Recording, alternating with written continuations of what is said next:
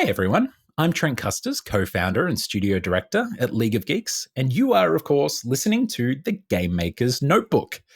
Today I've had a fascinating chat with Nikita Buyanov. He's often credited with being the creator of the extraction shooter genre because as the COO, founder, and game director of Battlestate Games, they created Escape From Tarkov. And, we get stuck straight into things. There's a lot of Tarkov talk for those of you who are here for that, but we start as we always do with the first memory of games. So we talk about that early admiration for games in his childhood, the huge influence of modding and what that did for his career and his path through games, how making Flash browser games led to founding his own team and developing what would be the precursor to Escape from Tarkov, a 3D browser-based FPS called Contract Wars. Some of you may be familiar with it.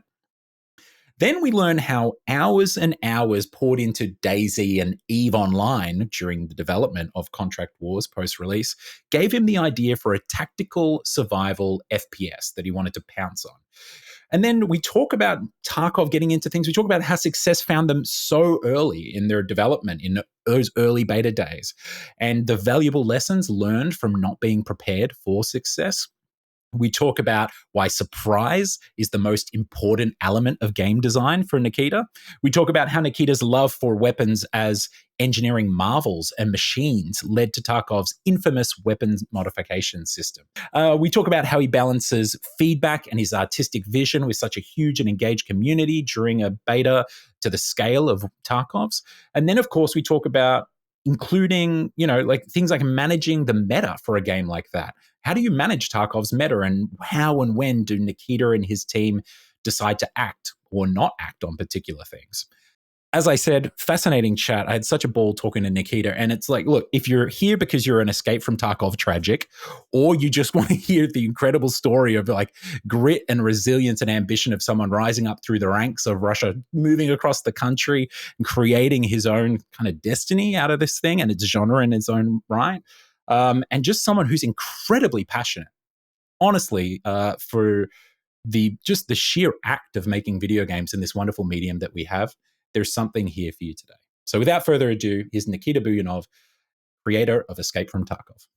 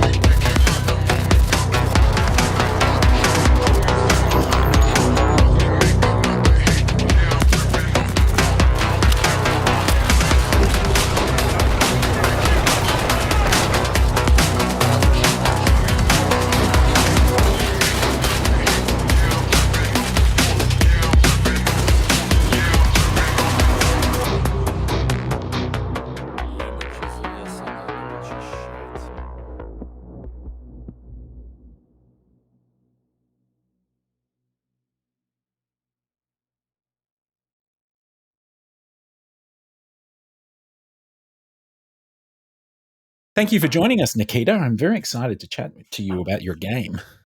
It's my pleasure. Well, hey, let's I'm as I said, I'm very keen to get stuck into things, so I'm going to waste no time.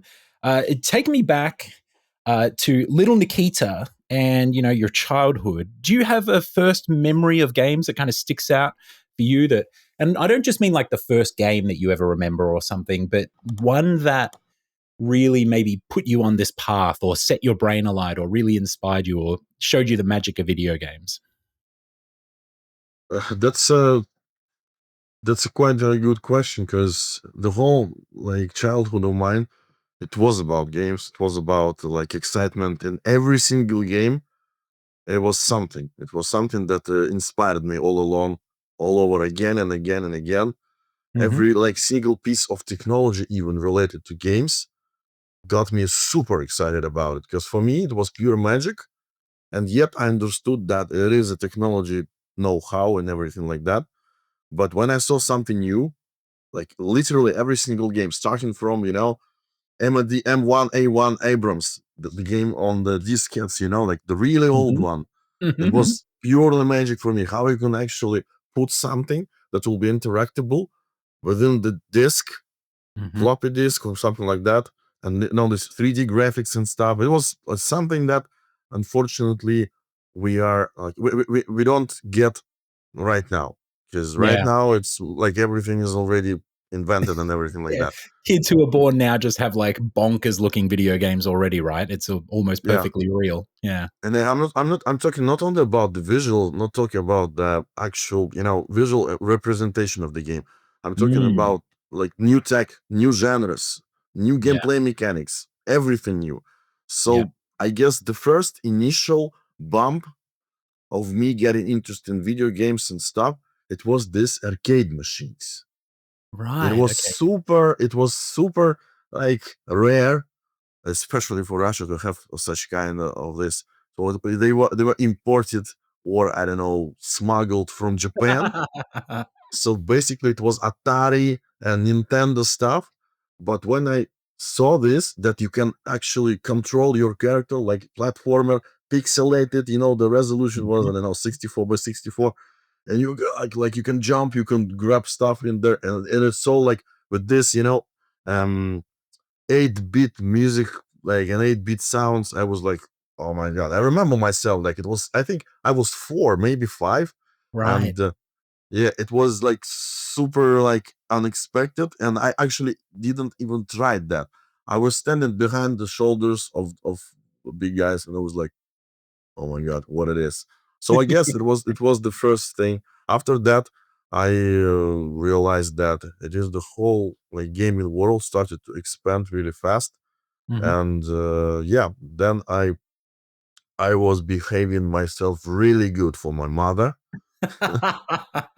Yeah, you're looking to catch some video games at some point, right? Yeah. Yes, and she bought me a Nintendo, the first one, or Dandy, how it calls it here back in Russia, in 1993 or 1994 or something like that. Yeah, wow. And yeah, it all started from that. So it was about gaming. It was about like finding some time, or trick my parents to get more time to play the games.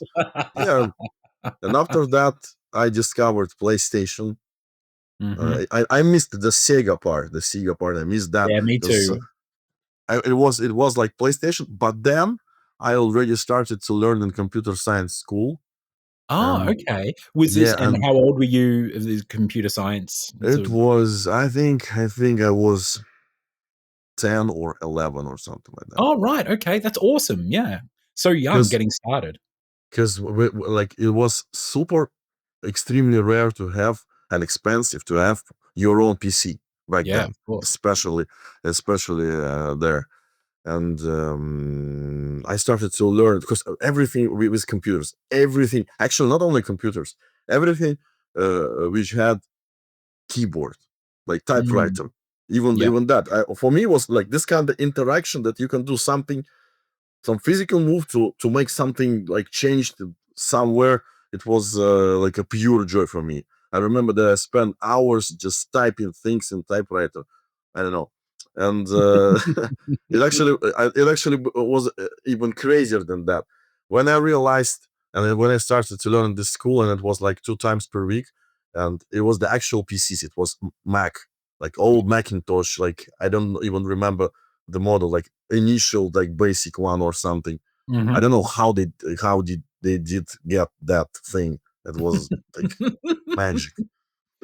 And I remember that when I spent my time not touching PCs and stuff, not touching computers, I was dreaming about getting some in one day, and Yeah. it was I actually went to public library and read the magazines, PC related, and everything like that.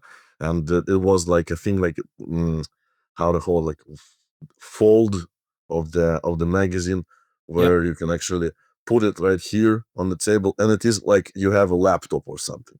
Oh, right, yeah, And like a now, long fold out sort of yeah, thing, yeah. yeah, yeah, and it was a picture of it, and I was Yeah. like, imagine myself, I have a laptop and everything like that. This kid in the library with the fold out, like, pretending he's on the computer, that's Yeah, awesome. yeah, yeah, exactly, exactly. So, and there, like after that, uh, PC, my first PC, it was, oh my god, I don't even remember. It was Pentium 133 or something, and it was 8 megabytes of RAM, and the first video card was ATI Rage 60 megabytes. So it was super long time ago. And my Yeah. first game that I ran on my PC was Quake 3 Arena. Oh, It was right, it yep. was 15 FPS there. And yeah, this is how my journey started in PC games, I guess. Hmm. And So I'm yeah, this assuming with your interest, obviously, in and your desire to get into the interactivity of it all and your sort of early comp sci experience, and then saying that you had Quake as your first game, am I right to say that you got started in the modding side of things pretty early? Were you of tinkering course, around in the game? Yeah. yes, yes, yes, you're Mm. totally right. Because I started to dissect and like disassemble everything. Because for me, it was super interesting how it is being done, how Yeah. how they did it basically. And yeah, I started doing it. I remember that I started to make my own skins for Quake 3 Arena with Oh, different cool. textures and stuff. Yep. So basically, I started to make HD definition, HD texture packs for them by just expanding initial 256 by 256 texture by 1K, just Mhm. enlarging it, and that's it. But but You're technically not wrong, right? and all of this blurry mess, I was just adding blood and details and high definition, and it was kind of cool actually. Yeah. After that, the next game that I started to play a lot, it was Serious Sam. I remember Oh, Serious Sam, the right. Yeah, first one. cool. Yeah, and of course Half-Life One, Yep. because Half-Life and all Counter-Strike 1.3, 1.6, or even like Counter-Strike Beta, long time ago, it was weapons, Yeah. like a lot of weapons there, and that's why I loved weapons after all, and started loving everything related to weapons and tactics and stuff. Mhm. But Counter Strike actually led me to this decision that, okay, I need to finally start doing something, and I started to write down my ideas in the notebook and everything like that. Right. It Yep. was a long time ago. Actually, like I tried to remind myself how much stuff that I did. Just imagining myself like someday we'll do some video games and stuff. But Half Life, of course, it is like something that changed my life for sure. Yeah. I even want to put a new tattoo related to Half Life. I guess Oh, Lambda okay. or something like that, because I put everything what actually changed my life here. So Yeah.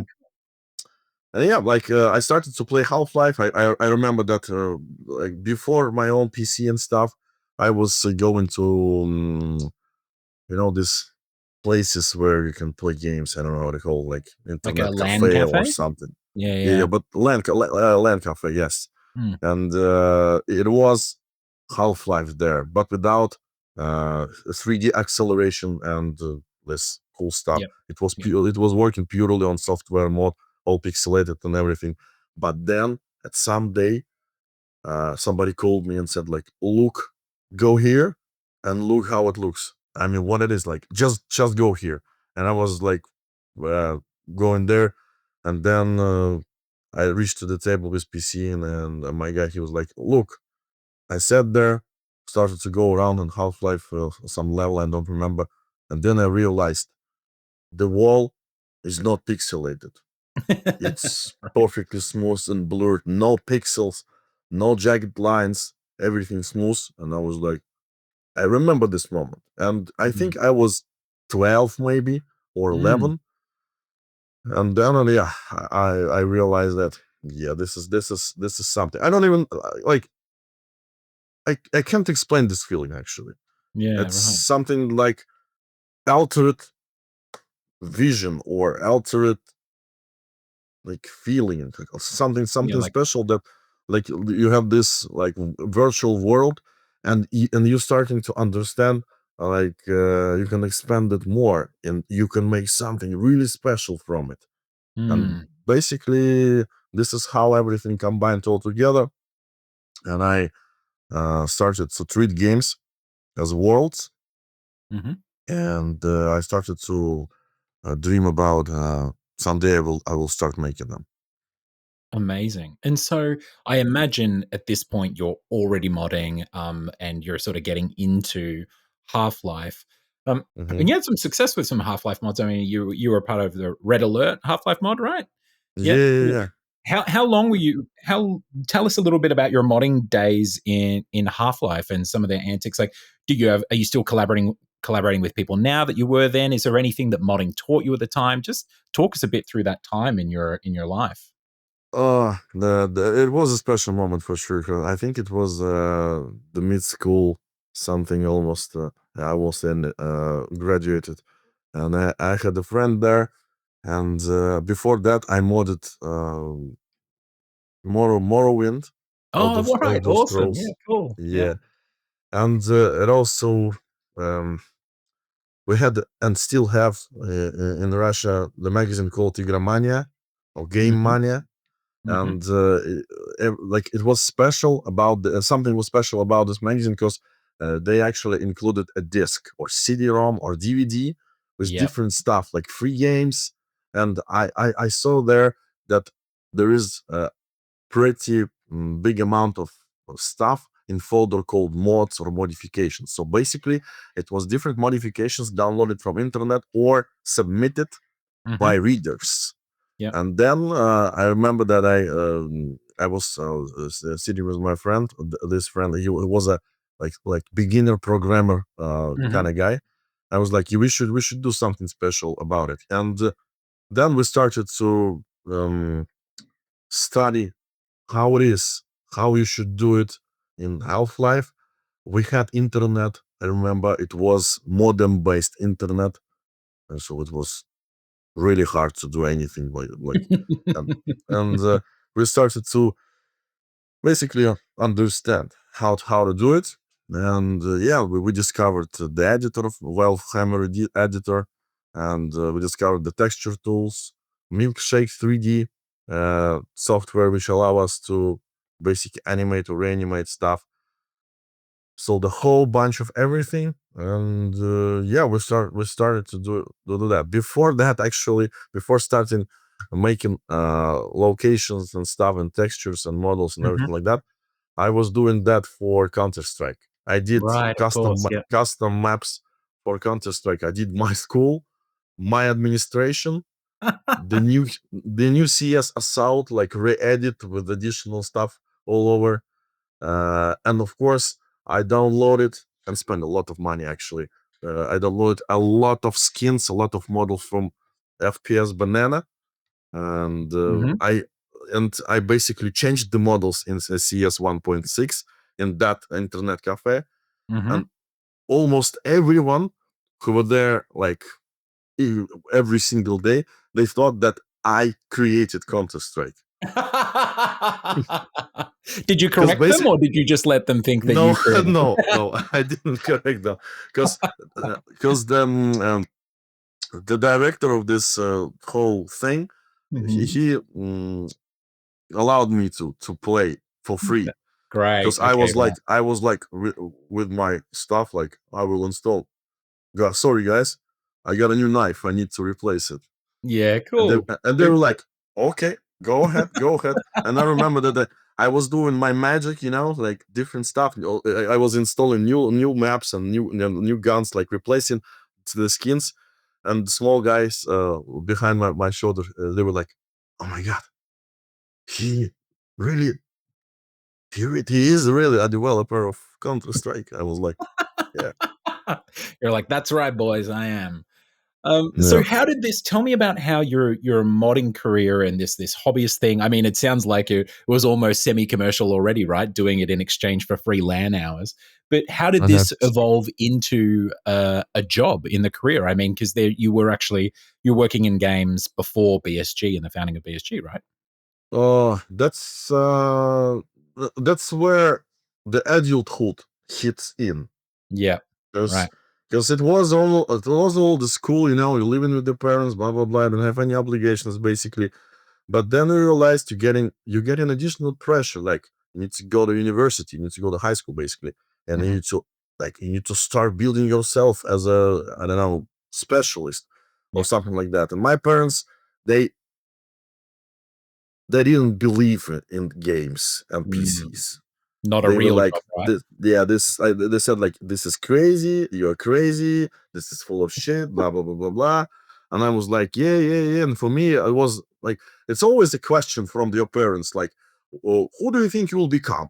Please Yeah. tell us what will be your profession. I was like, I don't know, like I just want to play video games and that's it. I just And want the to sit. options are lawyer, doctor, or engineer. Which one do you want, Ye- right? Yeah. yes, yes, yes. I just want to sit there. I don't want to be a lawyer. I don't want to sit there forever. I want to sit in my room forever playing video games. And they were like, "You're crazy. You like behave yourself. Get get out of our like apartment and find some good place to learn." That's when I realized that I need to move out from my parents' house. Mhm. I need to find a right place, right city, some to build my future. And So where did you grow up in Russia, Nikita? I Like was where? born in Kamchatka Peninsula. The earthquake just before that. Right, I think okay, right near there. Okay, interesting. so. This is Kamchatka Peninsula. It's actually pretty close to San Francisco, by the way. Yeah, yeah, on the Uh, eastern side, right? Yeah. and it's the land of volcanoes and bears and nature. So basically, it's like you can realize how exactly it is possible to smuggle there the like Macintoshes, PCs, and arcade machines. It was like it's part of the plan, I guess, like the magic. Yeah, exactly, yeah. No, And but I like it. so I realized I need to get out. I need to get out. It's my only chance to get out and find a big land. It's to basically taking exams for a specific university. All the only university they had like remote, let's say, mm, like remote preparation course that was Yeah, held okay, right. there. So I placed everything on that, Mhm, and yeah, I was okay, I guess, and mhm, they actually everything went well enough. And yeah, I moved to St. Petersburg at my 18th, like somewhere around. It was like two months before my 18th mhm. birthday. And yeah, it is actually everything is changed because I didn't brought my PC with myself or anything. It was Yeah, the right, dormitory basically. People yeah. lived there without anything for some time. And yeah, my initial let's say profession that I chose, I was like, I need like everything but with PCs. I need something with computers. I don't know, like it doesn't matter. Yeah. And yeah, and then I was started to study. First of all, I I needed to so What were you studying, Nikita? where oh, No, what were you studying? Was it what computer science or was it? optics, computer optics, and everything Oh, like that.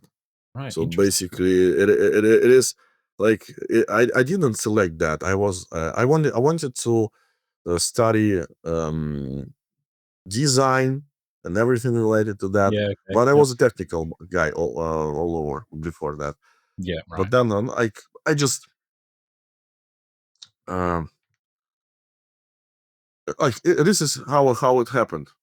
I just selected something and like entered that kind of faculty, Yeah. That was and your that's it. ticket out of town, Yeah, right? Like that to was get my over ticket out. Right, to get right. across all the way across the country, right? Is a big move. Yeah. Yes, yes, yes, Mm. yes. Without parents, Yeah.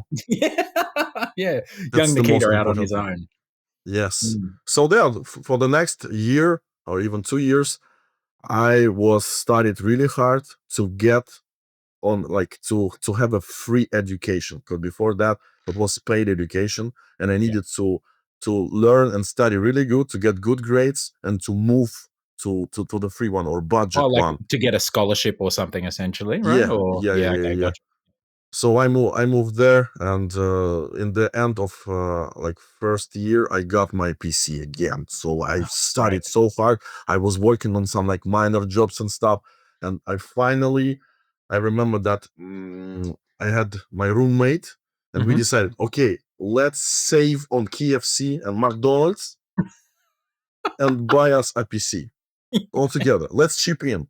That's And he was great. like, yeah, okay. And I was like, I started basically like find like money for that or from Yeah. any Just kind of work source. anywhere you could, right? Yeah. Yeah. And my guy, like my roommate, he was like, I have money. Like my parents like good, they give me money, blah blah blah. I was like, okay. So I found my part. It was like half of it. It was, I don't know, it was so cheap. If I tried to, I think it was something around $250. Right. Wow.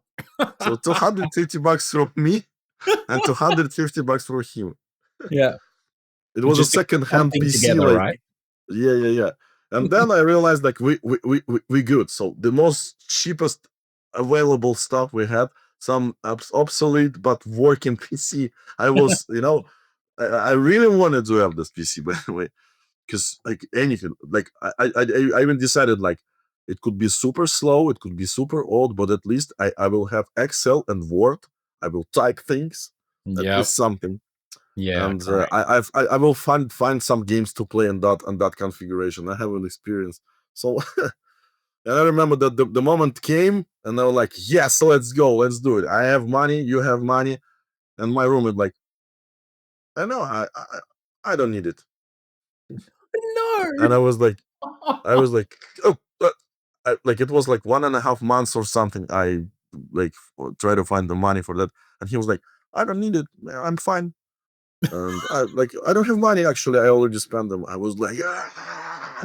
This is my first mental breakdown, actually. Yeah. Betrayal of the highest order as well, right, Nikita? And I remember that I was going on some kind of highway, and I was raging. I called my parents like, oh my god, this blah blah blah. He betrayed me, blah blah blah blah. And my father's like, how much do you need? I'm like, literally like $250. He was like, and that's it? We will send you right away. I was like, Oh, great. oh yes, That's awesome. this was one of my first like purely happiness moment. Yeah. So yeah, and then I bought the PC. Oh my god, it was so, it was like a PC from hell.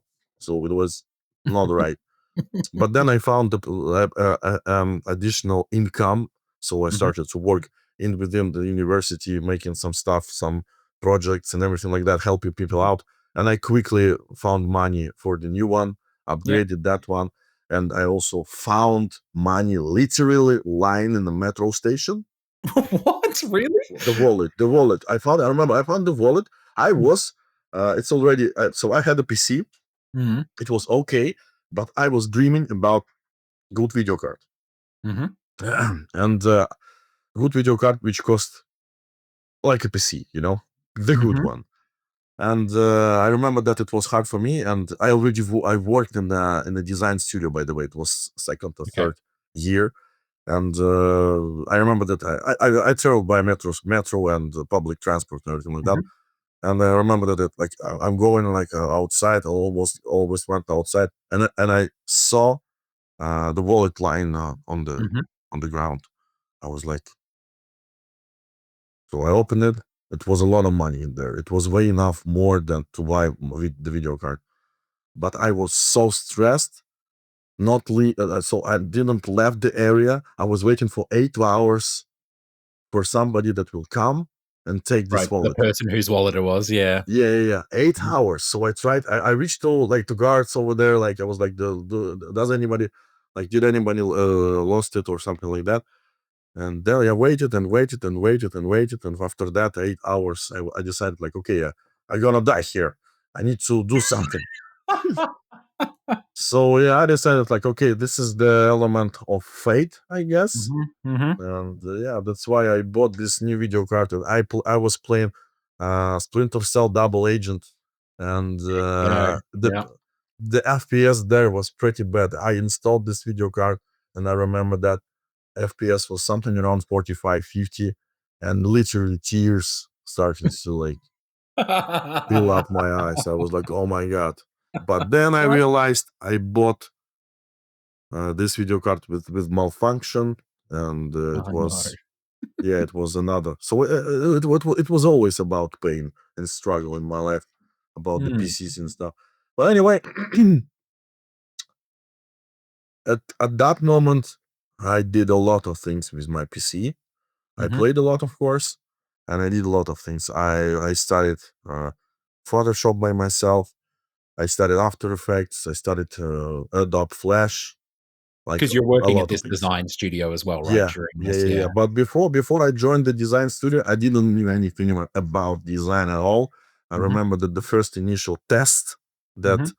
they asked for me to make some kind of front page landing for the site which sells construction equipment or something like that. It was like delusional type of art with Yeah.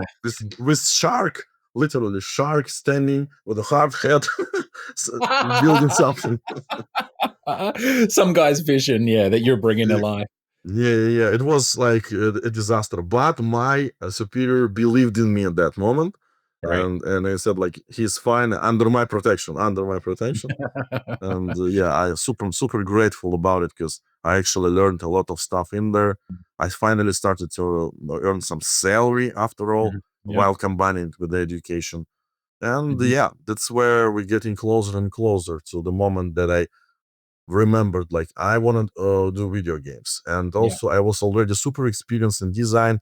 I started to get some awards even for different kind of stuff. I Oh, started great. to write my own book about the CGI in advertisement industry, blah blah blah. Yeah, I started to Cool. write a book, and I earned the respect within the team, but my salary wasn't so good.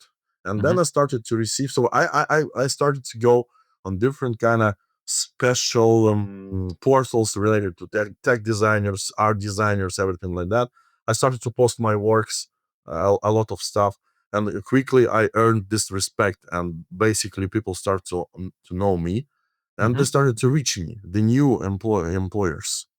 Yeah. And at some point, I was reached by my old employer, and he was like, "Okay, let's go. I have a new studio. You will be working and living in an apartment, like 4 or 5 rooms in there. Like, and I was living. It was fifth year in dormitory, Oh, in wow, this you're kind of still in a building. dormitory. Yeah, okay, right, yeah. Yeah." So dormitory, like in the customs location in Tarkov, by the way. Yeah. Yeah, very familiar with that. I was rating it Yes, last yes, night. like Yeah, almost the same actually. and and and he was saying like fully kitted apartment with okay. actual bathroom. So Mhm. I was like, oh my god! And of course, the salary will be 4 times more than that I had. Wow, I'm okay. like, okay, I'm in. And yeah, the next day I went to my old work, and I said like, okay, I gotta move. Thank you very much. if I can stay if you will increase my salary 10 times. And they were like, we need to think about it. Yeah. And Yeah. they You made thought the jump. about it a little bit and said like, okay, plus 7.5% to your salary. You're like, that's a I was different, like, yeah. so long, so long. And yeah, I And started working with my old friend and an old employer. So it actually stayed in like it's I'm your partner, blah blah blah blah blah. It's a long story. We started doing promo sites, landings, or like flash, a lot of visual and stuff, animations, and everything like that. But he grabbed me not only about this super spectacular apartment that I will be working in. He also like I stated to him like I need to start making games because I right. really want to do that. And he was like, yeah, we have a department. You can build a department. We can start from small flash games, blah, blah, blah, blah. I was like, okay, that's fair enough. Let's do it. And then literally, I spent almost 1 year building the design department. I mean, art design department, Yep. Yep. not touching anything related to games. But after all, I started doing my first game. It was flash game, Hmm. online game actually, tactical strategy game about street punks in Russia. Oh, cool. Yes, Okay. Yep. 4-on-4 tactical combat, like Hmm. inventory system, skill system, but a lot of things there. It was a like predefined before EFT, but already had some connections, and Yes. Yeah. Yeah. Yeah. yeah, I basically drew everything related to design, animations, like almost everything, and the sounds also. And of course, right now this game uh, it doesn't work, but Yeah. Of it course. was Right. It died a it death was with super all the flash hardcore. games. I remember that I was so afraid about it because I thought that it's super hardcore for people. Hmm. Street punks fighting each other, a lot of guns, a lot of weapons, grenade, like a lot of stuff. And you actually, it's like tactical strategy, like UFO, Right. Yep. like this step-based tactical strategies. Yep. Yep. Yep. And yeah, uh, I was doing that, and then in the moment, it all started to expand to something more. I've met my future partner, one of my future partners back then, to help me up, and we started so secretly doing it inside of the team, just expanding Okay. the story, drawing maps, drawing like characters. Hmm. It was a pre-production, and then it was uh there was a lot of like some kind of problem with my old like employer here. So he always stated like you're my partner, blah blah blah. But he started to hold like the salary for Yeah. me Okay. Yep. and So that everything became like a that. little bit And shaky there. Yep. yeah, yeah. So I started to work without any money. And the thing is that I spend a lot of money for the team also, for like Mm. our team. I mean, for that company that I work in, because I was living there. So the thing is, I was living and working in the office for Wow. years. Yeah. In that And fantastic apartment, but also we living and yeah working in the we same place. moved at some point we moved to towards the Nice. center. It was another apartment, but yeah, I was like a guard, like an The employee and janitor, the everything. guard. Yeah. Yeah, Exactly. yeah, Yeah. yeah. And yeah, this has started to break up my nerve. Like I was like, I want to do games. Already, it's already started. Like I started to think myself in this kind of things, like the actual games, the Hmm. big one, and the problems that I had with my old employer was kind of bad.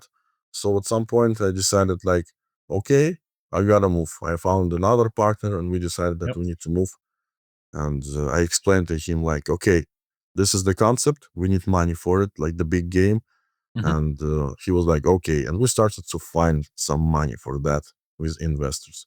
Everything failed, of course, because it was not that kind of investor that we wanted. And but actually, I had a presentation. I actually found the first initial presentation of Russia 2028, Right. which was called On the Edge of Darkness. So that's why Edge of Hmm. Darkness edition. It's something from there, It's a callback. and Yeah. They're cool. Okay. and Because this Russia yeah, 2028, correct me if I'm wrong, but this kind of universe that you've been playing around in, like is it the same one that then Contract Wars and EFT are in, or is Yeah, it just heavily inspired by, or same yeah, yeah, universe? yeah. I will just explain. Yeah.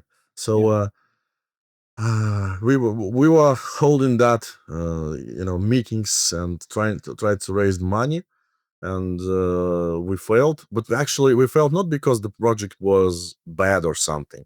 Hmm. People, those investors, they didn't give a shit about it. So basically, Yeah. they didn't understand at all what it is. So they weren't like actual gaming investors. They were just some Right. kind of Okay. investor. Like So angel tech, angel yeah, investors, yeah, or yeah, yeah, yeah, yeah, yeah, yeah. gotcha. So we decided like, okay, but by that moment, I had one and only programmer in my team, and we discovered. I don't remember the exact story about it, but we discovered that there is the technology that allow Hmm. play full 3D games with acceleration in Hmm. your browser. Yeah. Okay. Right. Unity Of technology. course. Yeah.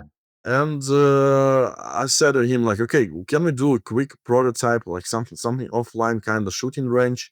We have some money. We actually grabbed some models somewhere to make it real. And yeah, he just tested it and actually playing. It was playing in the browser, and I was like, that's interesting.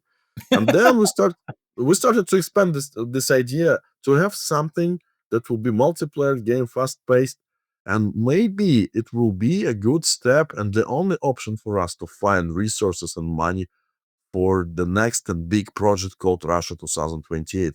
Mm. It wasn't EFT. It was like EFT didn't exist at that moment. Yeah. Okay. Yep. And yeah, we started doing that, and we decided, okay, we need 3 months for the contract wars, Hmm. and we will make it real. 1.5 years passed after as, that. it, as happens. Yep. Of course. Yep. So we moved to totally different office. It wasn't even an office. It was like some kind of guards room behind some restaurant or something. We were working on 3 PCs, Yep. 6 of us changing PCs, like two Oh wow! Like uh in shifts, basically. shifts. Yeah, yeah, yeah, 2 shifts. Oh, that's incredible. Yeah, I was sleeping on a pretty disastrous and dangerously looking couch. Like, Yeah, yes. I guess startups in St. Petersburg are a little different than startups in Silicon Valley, right? Yeah. yeah, for sure, for sure. But it is like this is how it rolled back that time, Mm. because we didn't have money for that. Even I had my partners, like it was like my bigger partner. He was like, he didn't trust me and didn't trust in all these fancy games, blah blah blah. He Yeah, was yeah. like hard working old money guy, you know. Yeah, okay, yep, yep, And I spent or even 3 years explaining to him and trying to fill in the trust. Like, okay, yep. but of course, the main point of his trust to me was show me the money, Yeah, show of me course. the income. Yeah, yeah. And when I showed him the income, he was like, my man. Yeah, that's it. The trust came. Yeah, exactly. Yes, Great. yes. It So was, so yeah. tell me about the release. Let's talk a little bit just about Contract Wars and it coming out, and how long did you support that, and then how did Escape from Tarkov come out of that? Something around 3 years. Yeah, okay. Uh, so 3 years more. I remember that I think 1.5 years we launched. One more year, we started to expand more and more and more, and another year passed, and we finally got our first revenue, Oh the first wow. one. So when I remember, like it was not too much, but Because I the game was free instant to play, right? Obviously, like it's in a yeah, browser. Right? yeah, Yeah. yeah, yeah, yeah. And I hated it actually. I hated it because Well, free to hated play. I didn't working like in the free free to to play. play. You mean? Yeah, yeah, yeah, yeah. Yeah. Like, and it's not like I hated the game development. I hated that I need to find Ways to something, make some money. new methods to get money from people, and it was like I didn't like that. Yeah. And then I remember that when we got the first revenue, I instantly bought 2 pizzas, 2 pizzas. Hell yeah! And then sat down on your couch/bed and ate them all to yourself, right? Yeah. And it was cool. It was cool feeling. And we started to expand. It was 12 or 13 of us, then it 15, 17, 25, 35. We started to move to different offices, different places, Wow. big and bigger and bigger and bigger. Mhm. And everything went it was everything was okay because it was contract wars. You started to expand on Mhm. Facebook, on different kind of stuff. The Mhm. overall installs of the game across worldwide was something around 50 millions. So it was Wow. pretty big. Incredible. And I remember that if I pressed myself more to the whole microtransaction things and pay to win things, I could earn much more money from that, Mhm. much more. But I decided like I don't want to, and it was okay for us. Yeah, And okay. then it was settled for I Yeah. think 3 or 4 months. We were just not like chilling, but I remember that moment. It was the only moment that I chilled during the Yeah. 15 years of work. Like we bought the ping pong table. We were like, shh, it was cool. Nice. Yeah, you made it, that moment, right? Yeah. Yeah. Very cool. So, but then I started playing more games. That because it was a period of mine that I was working so hard. I even had near insult state a couple of times. It was Yeah, right. really, really hard. So near stroke, basically. Yeah, yeah, right. Yeah. Your body is just completely physically exhausted as well, right? Just running Yeah, and yourself. my mind started to get them some strange stuff due to lack of oxygen or something. So it's Wow. like it was super dangerous. But then when was this, let's say, easy times, Yep. I started playing games again a lot. And Mhm. I started playing in EVE Online and DayZ back then, Right. DayZ Beta. Yeah. And the idea to have some big survival tactical game, it was there all along. Mhm. And I realized that 4 years passed and we didn't do nothing about it. And I Mm. was playing, and I remember I was playing that with my friend, and it was like, we need to start doing something because otherwise they will do it. Yeah. And next day, so remember, I lived and worked in the office, Mhm. literally. So I remember I just walked myself and like to the office. And I mean, office, the same room. Everybody converged. It was like the key group. I think it was 25 of us. It was the key group of 7. Mhm. And I started to explain my idea that I have an idea to making a survival mod for contract wars. Mhm. And this survival mod will include pretty simple things. First of all, we like it was a factory location which has been done for a long time for contract wars as a deathmatch location. Mhm. I was like, grab this location, let us use for this specific survival mode. The survival mode principles will be pretty simple. So you start yourself without anything, and the random points of location of factory location. We shut down. We like remove the tab screen with all of the names, with all this stuff information about who's Yep. playing on the location, and we are basically mm, putting different kind of like weapons for Mhm. contract wars or ammo, Mhm. sonars, and all these devices that we have for contract wars. And also we'll add a couple more like med kits and everything like that. So it will be, I guess, 20 or 25 total types of items, including weapons. We just Yep. spread them all over the location. And you need to start looking for them, grab those guns, and you have a timer that needs to be like you need to get out till the timer will expand. And starting from a specific minute of that timer, some exits will open Mhm. extraction points. And need to get out through that specific exit points. Otherwise, you will be MIA. This is it. This was the Mm. concept of EFT, by the way. And Mhm. Yeah, of I course, was yeah. explaining that and it wasn't even a special game. It was just a survival mode or something. And after that, I remember I spent 2 or 3 days designing the interfaces, and then I realized like, so we can have the quick slot, quick use bar. We Mhm. can put the items over there, or we can have the actual inventory, or we can use this as I wanted to use in a big project. So maybe I should expand this to something more than just a mod for Contract Wars. Maybe it Mm. will be a good standalone project. And a couple days after, one of my leads, engineering leads, came to me and said, like, it's super hard for us to do it within the Contract Wars environment. Let Gotcha. us make totally separate project for that, and we will start making it. I was like, okay.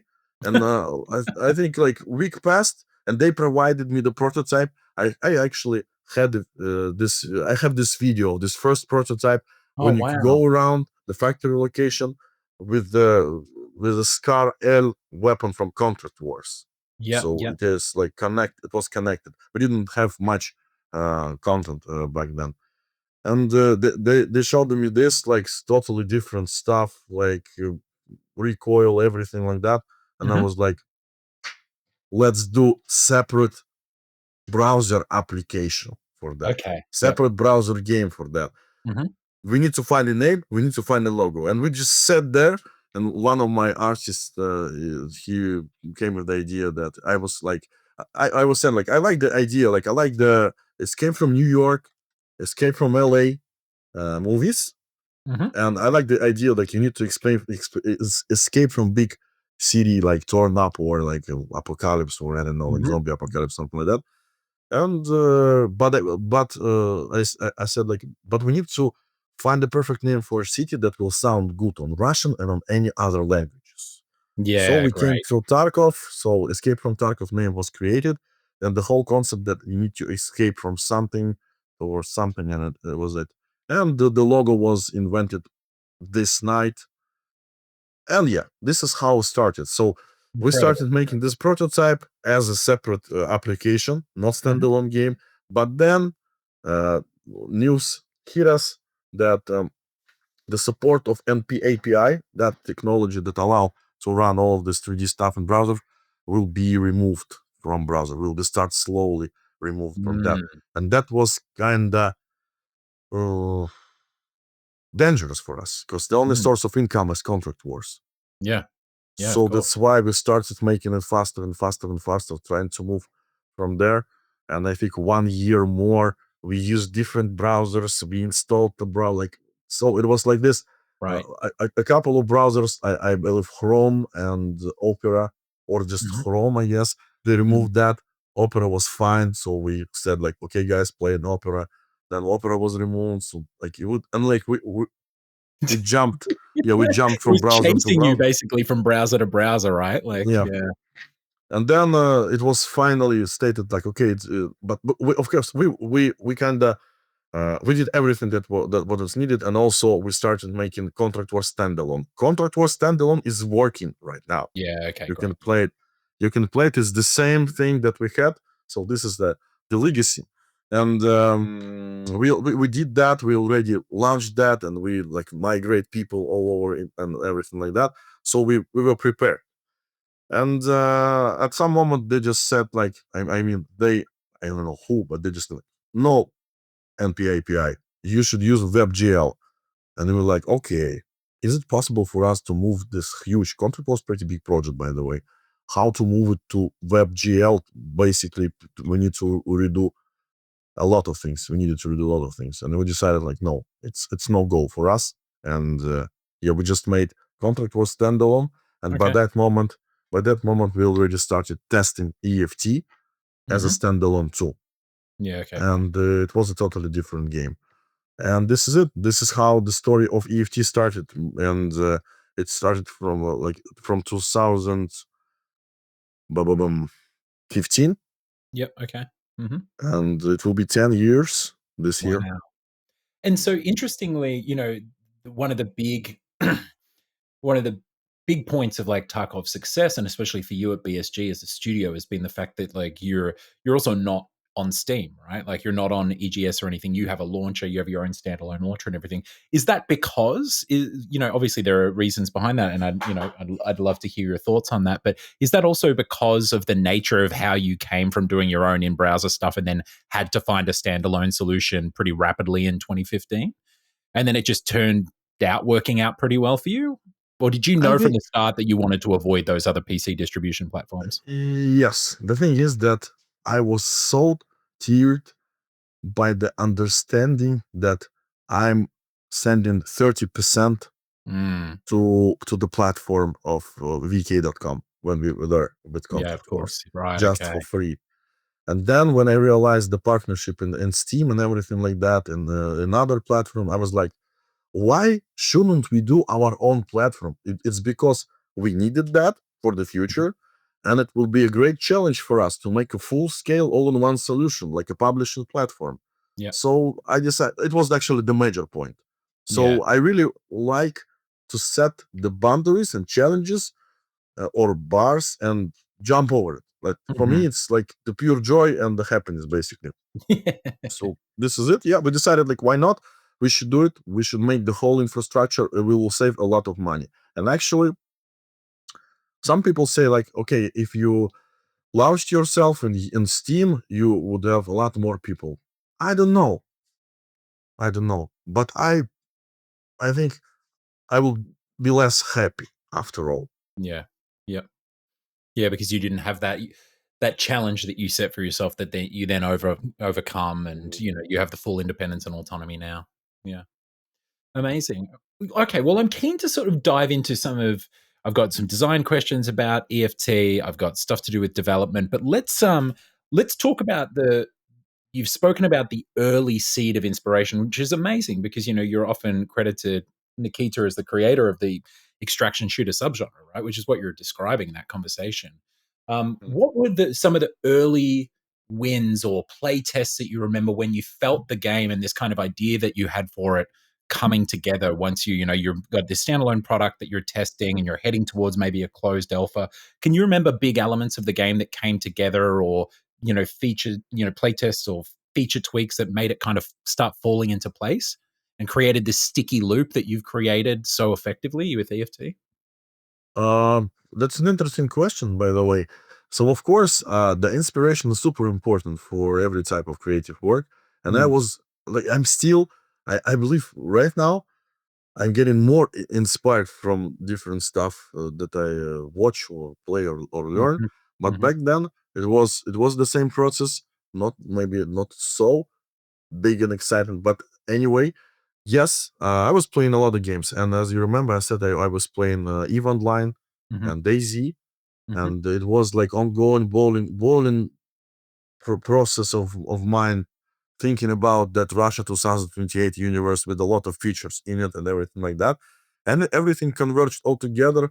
And this initial extraction shooter thing, like you can lose everything if you die within the raid, mhm, it, mhm. it actually came from idea from Eve Online because I was I bought the Tengu spacecraft, and the Tengu spacecraft basically if you lose it in the fight you will lose it with all the fitting, with all the stuff in it.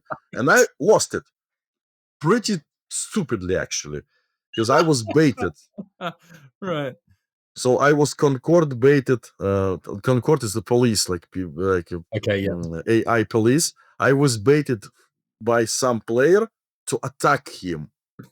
I attacked him first, and the police tiered me, basically. And I was sitting there because I bought this Tango with my real money. Oh, It was right, of like a course. moment of mine. Yeah, it was a moment of mine Oh, that I actually spent some money for a game. And the Evil Life was the first game. I love the Evil Life, by the way, the best game back then, and it's good that it's still on track right now. And I was like, oh, that feeling, like interesting. you lost something super important. It cost money, Mm, and I was like it was the piece of the puzzle. And mm, then I realized that it is pretty disastrous feeling. But if you will win and get out alive and grab something like some loot and some like good stuff mhm. from it, it can give you the real joy, the real happiness. So that's why we started to polarize gameplay mechanics. So Mm. basically, the EFT is a polarization game. It actually can lead you to pure happiness or pure hatred. And Which I've experienced over the last 2 weeks of playing the game for sure, definitely. yes, and yeah, and all the minor things like I think 65 or 70% of all the features of EFT it was pure innovation.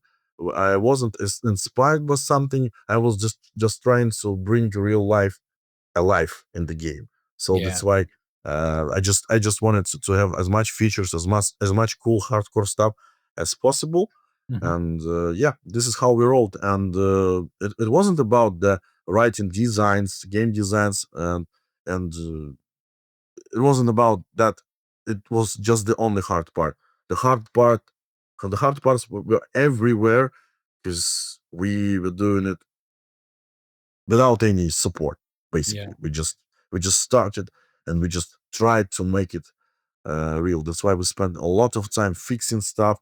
We didn't even realize that the game will go such big, mainstream kind of thing at some moment. Yeah. And the whole infrastructure of the game, it wasn't protected from big load.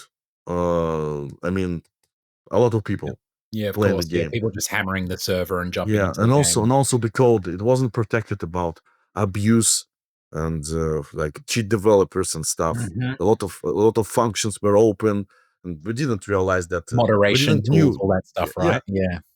we needed to enclose that before, but we didn't knew about it. We didn't know Mhm. about it. Basically, like it was the fog of war for us at Mhm. that point. Was the success pretty immediate? Because the game's success is obviously phenomenal. It's incredible. What you've had, and the game's not even at V1.0, right? And it's like one of the most played shooters out there over the last 5 years or more. Like how, and so influential. Tell me about when that success kind of hit you. At what point in development did it happen? During the sort of early invitational betas where you started to get an idea of things, or was it when the first time that you opened it up, it just I've spoken to Johan from Arrowhead, the creators of Helldivers 2, on the podcast when they launched the game and they were just watching the numbers go up. They thought it was a bug; the numbers were that high. Did you have kind of one of those moments, or was it a kind of slow hockey stick curve? How did you realize that the game was about to be the success it was? that's a that's also interesting question because uh, I, I said this many times that for me a success back then it was Hmm. something around 30k CCU, like 30k online, and Yeah, right. that's it. So Hmm. for me, it was like super successful thing. So that's why I never treated the game, and I never treated the process and the whole like growth Hmm. of the game in that place. So I just try to build the game, and I just try to please everyone and to make the game working at every cost. And at some moment, I realized that we broke 30k, and it was Hmm. before it actually really really broke. I Hmm. mean, broke out from. Yep. Yep.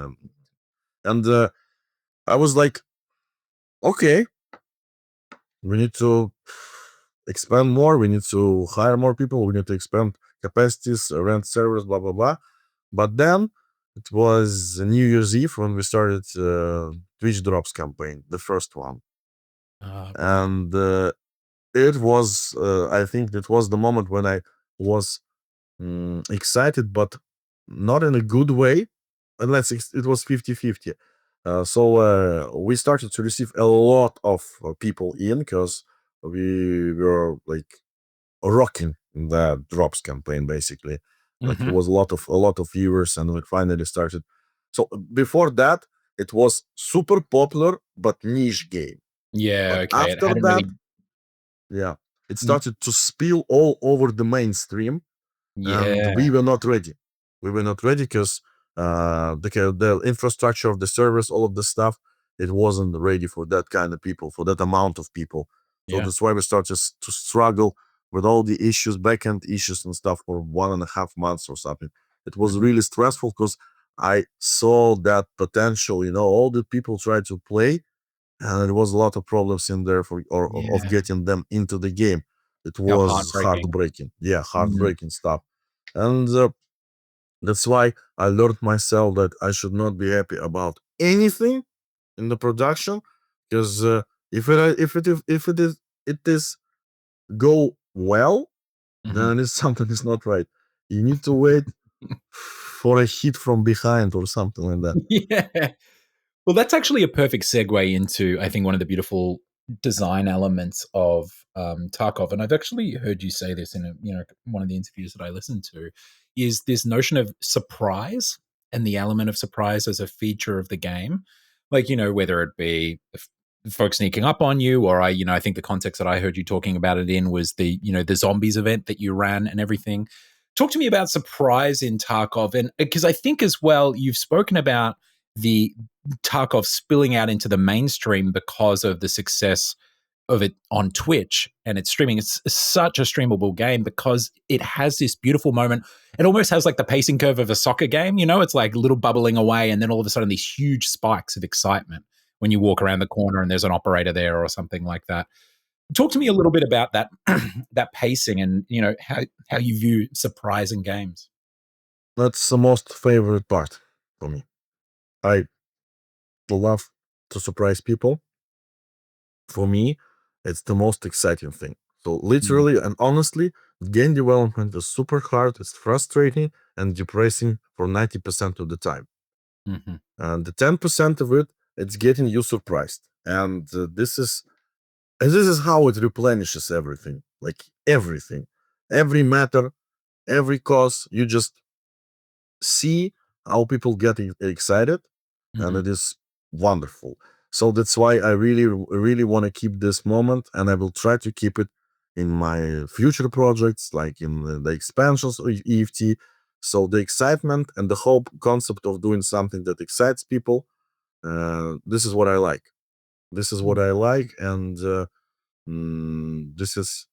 this is what actually broke a lot of things in the production, because I was like, let's do this. We need to do this. Oh, yeah, come on. And okay, like 24/7, they start doing this exciting thing because they know what I'm talking about. They will Mm. see your reactions, they will see everything on the screen on the Twitch, and this will this will be a general remorse feeling for them, because Mm. they tear their asses, they worked so hard, and then in the end they can see that all of that wasn't just for production, it was for actual emotions and feelings, and it is Mm. cool. So that's why I love it. And yeah, this is it. Yeah, it's great stuff. One of Mm. the other things that I wanted to ask you about is, well, whip through a couple of things that I think are really core to the game and things that people love. One of them is weapon modification and the depths of the systems. I think, well, the depths of the systems and weapon modification is one of the ones that I could just pick out that is absolutely crazy. I'm talking about matching the thread of one attachment to another one, or having to find an adapter, right, to like get the right attachments together, being able to expand the amount of modifications because you've added some new handrail onto your gun, and it's just wild. For any of our listeners who aren't familiar with Tarkov's weapon modification system, even just diving into some of the YouTube videos about it are incredible. So talk to me, Nikita, about, you've spoken about your love for weapons in video games and things like that. It's obviously a core experience, not just for gamers, but for yourself there. And then, of course, this gear fear that we've spoken about before that comes from like the fear of losing your losing your gear and everything. Talk to me about weapon modification and your investment in it, and why you feel it's so important for Tarkov. That's a general love for guns. The whole my life, I just loved that. I had a lot of encyclopedia stuff about guns, about everything. I was drawing guns in the school. I was all about guns, and for me, it's the actual mechanical thing, not the like killing weapon or something like that. It's just a mechanical thing that actually produce things that transfers energy, blah blah blah, and all of this stuff you can modify. You can make something new for it. That's why Mm. I started in real life. I started shooting a lot and everything like that. I, Mhm. I started to basically modify guns all over. Even like I have two guns on the couch, by the way. Yeah. Just standing Right. here, Okay. I'm looking at them like nice. Right. Change And from bed to the couch has changed from a bed to a gun rack now. I love that. yes, and this is it. So for me, this is the really good and meditative process of getting your real gun modified, changing parts, blah blah blah, like just Mm. for the picture, just for something you can touch.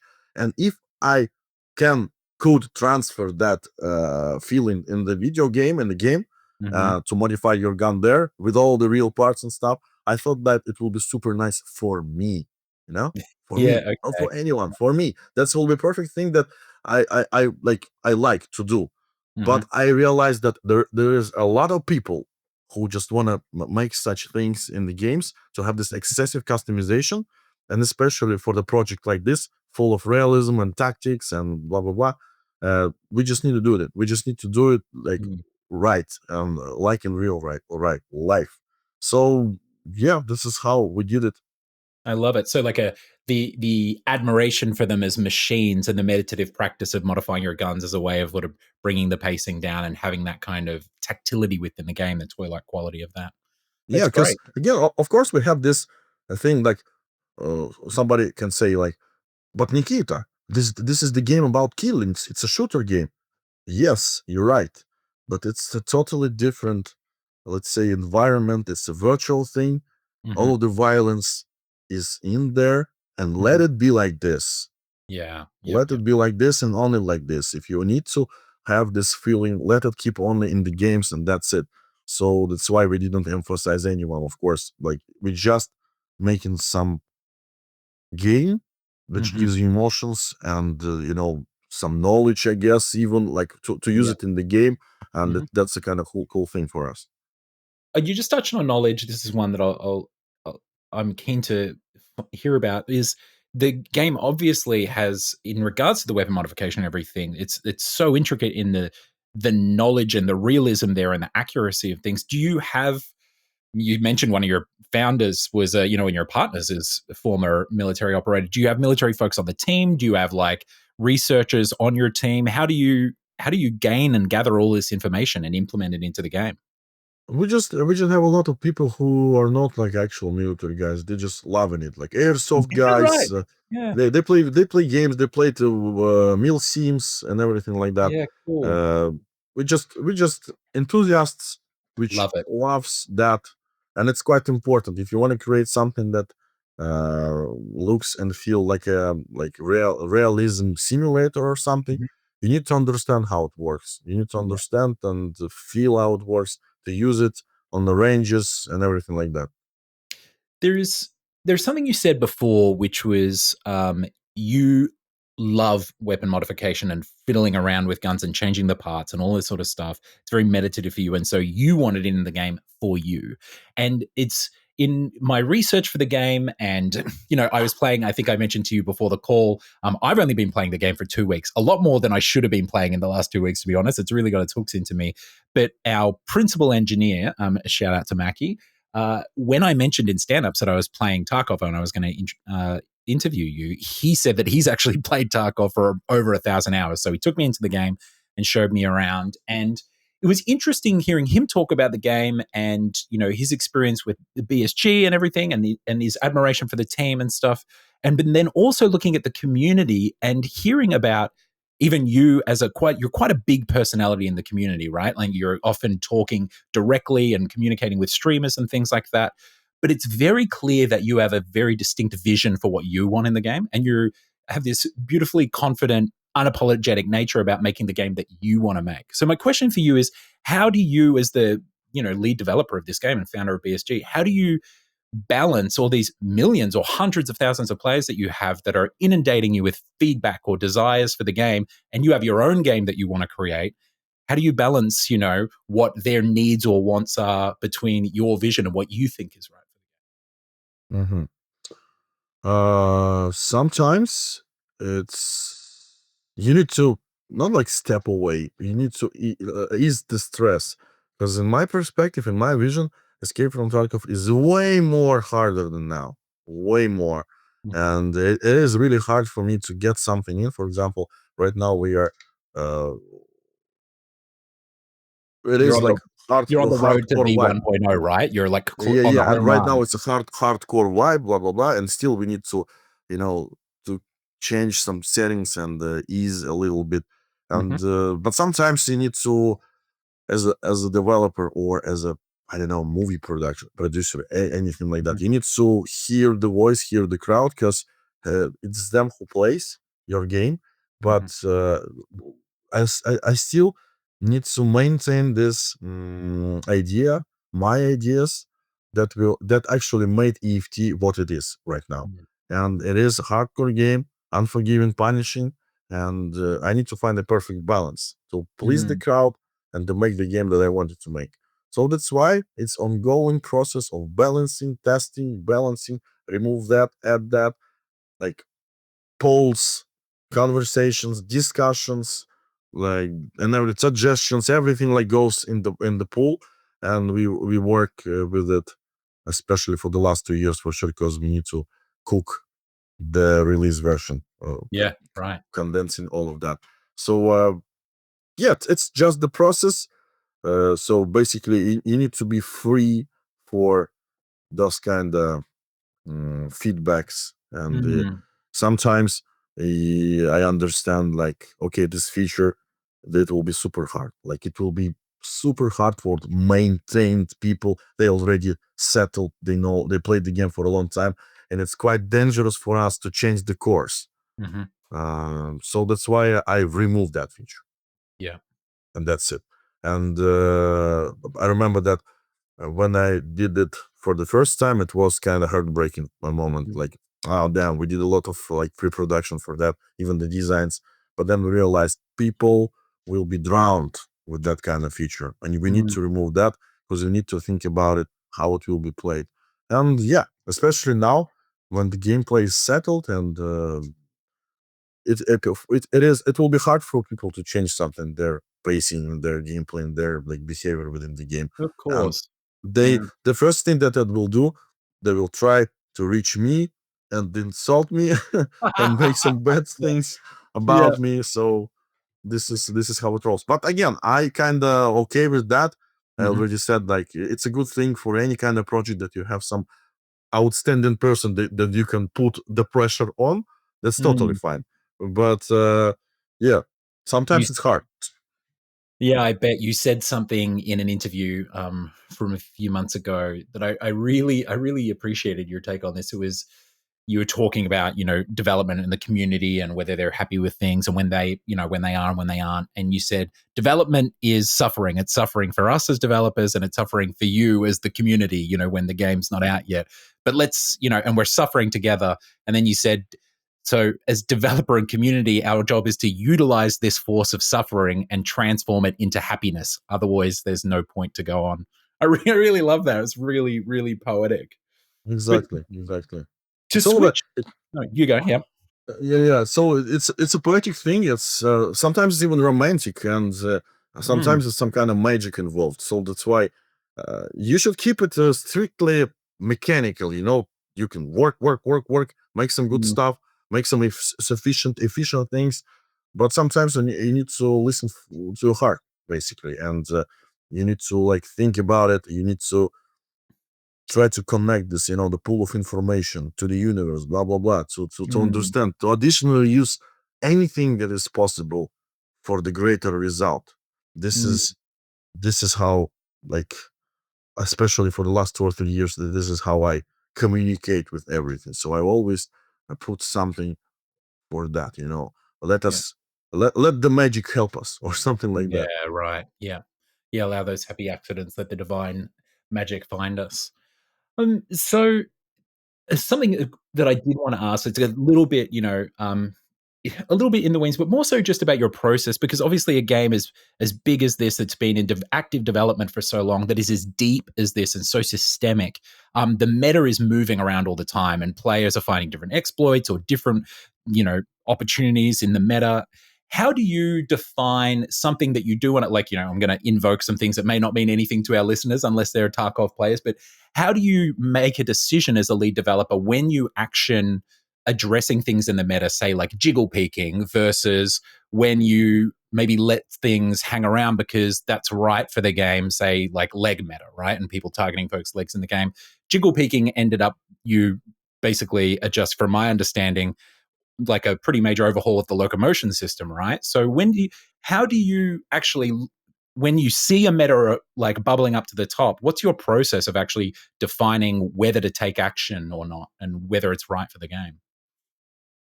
Usually, it's a reactive thing. I was Yeah, like, right. remove it, and that's it.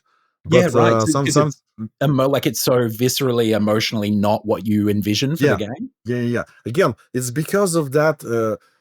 You can imagine that if you have some kind of, theme park, Hmm. and it's just open, a lot of people come in, and Hmm. they're starting like to basically use it. Let's say test it, like a test group, but a big one, and they start to find some flaws. And some people, good people, they will reach to you and say like, okay, guys, I'm sorry, but this is not right. We need to move it here. We need to do it here. This is not like suitable for us. Blah blah blah. But some people, small part of them, they will use this abuse. They will abuse it for their own good, Hmm. and this is bad. This is bad because Hmm. they will ruin the long-term experience for everyone. So Mm. that's why sometimes some bad abuses they need to be covered and removed really, really, really fast. And of course, um, we wasn't able to predict that again just because we didn't do there's no such games Yeah, and of there wasn't course. such Yeah. games, and that's why it's always kind of frustrating a little, and sometimes it's not a little, it's sometimes it frustrates pretty much. It's just Hmm. like people can they actually say it and uh, like forgot the word, just let All me right. translate. Hmm. uh, Blame us. They Hmm. blame us for that we didn't predict those kind of Right, flaws. yeah. How did you not guess that this would happen, right? Yeah, How did you not know? Yeah. and they blame us. They blame us like we actually did it on purpose, Hmm. and it's hard sometimes. But because it's again, it's a big testing, like huge testing, which actually for 10 years already, and it's not because we like permanent beta. It's nice for the community management or something.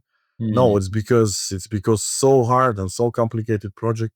That's always we need to change things. We need to wipe. We need to like do different stuff. That something can be broken. Some like literally, it's like huge living organism which is going, which is on Yeah. the tracks moving some direction. Mm.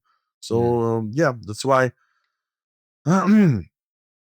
sometimes we need to act fast in terms Yeah. of like balancing things to remove metas, because I hate metas. Metas actually they can remove the whole big chunk of experience that we did for I get you. players. And sometimes, for example, the flea market, it is a super big amount of work we did for that. Yeah. But if I had a choice to make it or not before, Mm. I shouldn't do that, I think. I Interesting. thought Okay. like about the flea market and some of Mm. the other stuff. But right now it's already settled. It's a lot of work, and basically we can balance it out. Actually, we Yeah. prepared something for the released version for the Great. flea market. Hopefully, it will balance this because Yeah, right. Yeah, it's in there now. Now it's just a matter of massaging it. All right, my final question, Nikita. I know we can't hold you here forever. Obviously, I could talk about Tarkov for 1,000+ hours. Uh, let's talk about the. I'm keen to just hear your thoughts on the extraction shooter genre, right, and subgenre that you essentially, as I was saying, a lot of people claim that you birthed right in that conversation that you had with your team. So, uh, what do you feel about like some of them that we're seeing out and the influence and the inspiration that your game has had? Are you playing any quote unquote extraction shooters yourself? Are you keen for any that are coming out? Are people doing exciting things that you're like, that's rad? you mean other company, other Yeah, other teams. companies. Yeah, other games, other extraction shooters. Yeah, I checked them. Yes. yeah, Unfortunately, there is a moment in my life right now. I almost right. like it's super hard for me to play games because I Yeah, have the professional you got to ship V 1.0, right? Yeah, yes, and also I have this professional deformation thing. Like basically, it's hard for me to play something because I can see bugs and everything. yeah. Okay, And right. Yeah. but I checked this and I checked games and some projects they are good, Hmm. of course, and they utilize the idea. They kind of they made everything less hardcore, so gate keep things, Yeah, and yeah. it's Make it's it a it's little it's a bit good more thing. accessible, right? Yeah.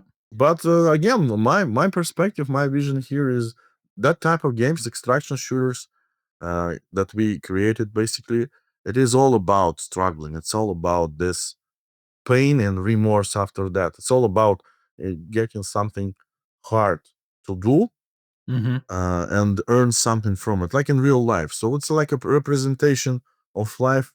It's not for fun, as I Hmm. always love to say.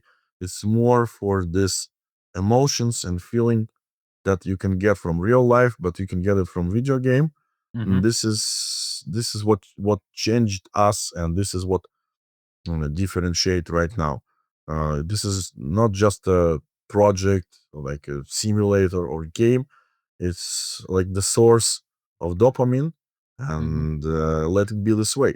Because I don't know, I think we found our niche to do it, Mm-hmm. and it's expanded to something more like a whole subculture even.